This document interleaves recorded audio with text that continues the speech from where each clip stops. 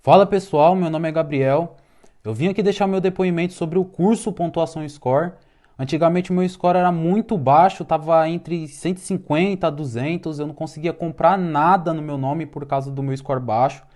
Hoje, graças a Deus e graças ao Pontuação Score, com os ensinamentos que eles passam lá dentro do curso, eu consegui aumentar o meu score aí para, como vocês podem ver aí, ó, para 914, tá quase 1000 o meu score. Em apenas 7 dias eu consegui aumentar o meu score aplicando os ensinamentos do curso Pontuação Score. Graças a essa pontuação eu consegui financiar meu apartamento, né, que era um sonho meu, era um sonho de consumo meu. Então eu só tenho a agradecer ao Pontuação Score e ao trabalho deles aí, né? Eu estou muito feliz por essa conquista. Muito obrigado a toda a equipe da Pontuação Score. A gente vai falar de Flamengo, uma situação chata, delicada. O Léo Pereira faltou ao treino e teve um vídeo em que ele aparece numa festa. Esse vídeo foi vazado, aí o clima ficou chato para ele no Flamengo. Temos a reportagem do Caio Mota, é um jogador que está sem espaço dentro do campo. Agora acabou virando notícia fora dele. E a situação, Ricardinho, você conhece bem bastidores, acaba pesando pro lado do jogador, óbvio. Com certeza, Karine.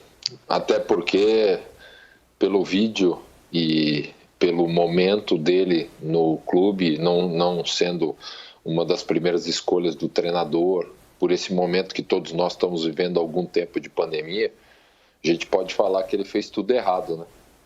Porque além de não aglomerar, né, se cuidar, preservar não só a saúde dele por ser um atleta, mas principalmente também dos companheiros, porque a partir do momento que ele se expõe assim, ele corre o risco de no dia seguinte encontrar os companheiros, né?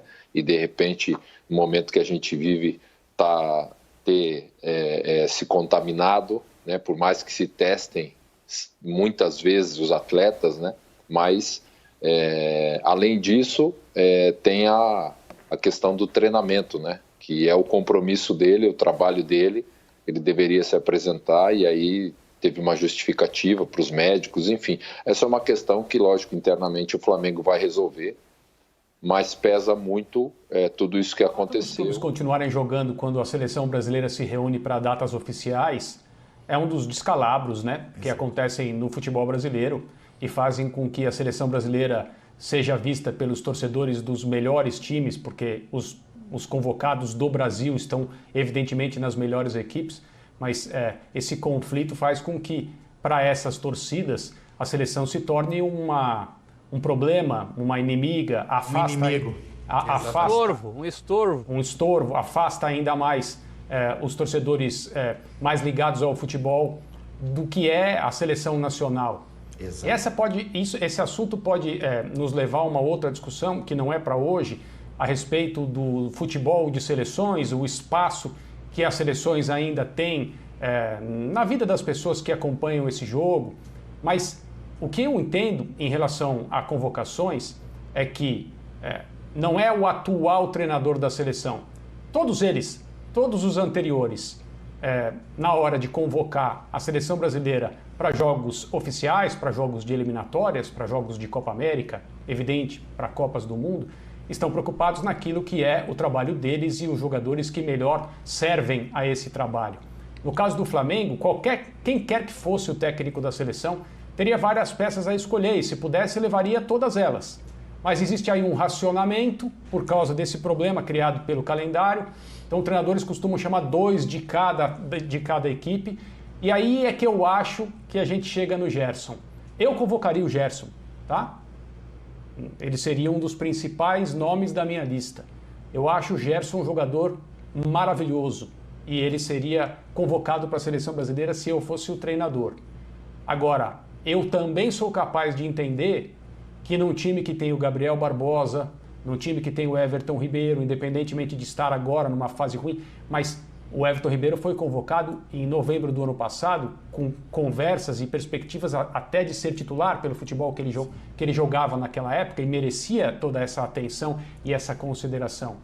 Né? Num elenco que tem vários jogadores que podem estar na seleção brasileira, até o Pedro, que não é titular, você, na hora de fazer esse racionamento, vou levar 2, quando eu poder levar 5, você não leve o Gerson, porque na seleção existe uma concorrência, outros jogadores que não estão no Brasil, estão na Europa, são jogadores de elite e podem atuar nessas funções. Então, só isso explica o fato do Gerson não ser uma presença frequente na seleção brasileira, a não ser que essa questão política de ter recusado uma convocação para a seleção de base ainda seja um problema. Todas as pessoas consultadas a respeito disso dizem que não é um problema, que as convocações não levam em conta esse tipo de coisa em relação ao Gerson. Então, tomara que seja assim mesmo, porque seria muito ruim se esse fosse um impedimento.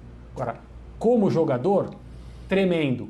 Uma das principais virtudes que o Flamengo tem hoje é o entendimento entre o Gerson e o Diego, dois jogadores que teoricamente têm um trabalho defensivo a fazer e fazem, mas o fazem com a qualidade de jogadores de futebol pensando no gol, pensando no passe que eles têm. E esse, para mim, vai ser um dos principais pontos de vantagem que o Flamengo terá sobre a concorrência. Olá, torcedor, bem-vindo ao Mengo News, o seu canal de notícias do Flamengo. Olha, uma notícia de reforço para o Flamengo. O lateral Rodinei, o Internacional sinalizou que não exercerá a opção de compra do lateral, estipulada em 4 milhões de euros. O lateral direito retorna ao Fla em junho. Já ciente do retorno, Rodinei poderá jogar a Libertadores pelo Flamengo em uma eventual fase de oitavas de final. Rodinei está a poucos dias de voltar a vestir a camisa rubro-negra. Nos planos da comissão técnica para junho, quando encerra o seu período de empréstimo com o Internacional, o lateral direito já ouviu da diretoria do Flamengo que será utilizado por Rogério Ceni, inclusive na Libertadores, quando poderá ser inscrito para uma eventual fase de oitavas de final. E uma outra notícia que vem agitando a massa rubro-negra é a notícia de que Jorge Jesus não ficará no Benfica. Nós trouxemos essa notícia ontem. Faltou dizer que Jorge Jesus tem contrato com o Benfica até 2022, mas a primeira temporada foi tão ruim que o clima ficou insustentável. Apesar de um investimento superior a 100 milhões de euros em reforços, o clube caiu na fase preliminar da Liga dos Campeões, foi eliminado meses depois da Liga Europa e é só o terceiro lugar no campeonato português. Uma informação adicional do próprio Jorge Nicola, que trouxe a notícia ontem, é de que Jorge Jesus não aceitará nenhuma proposta do Benfica, ou seja, mesmo que o Benfica volte atrás, que o presidente queira fazer as pazes com Jorge Jesus, ele já sinalizou para o seu staff que não aceitará nenhuma proposta do Benfica, portanto ele ficará, o que tudo indica, livre em junho. Essas são as notícias do Flamengo. Muito obrigado pela sua participação, se inscreva no nosso canal, deixe seu like e compartilhe.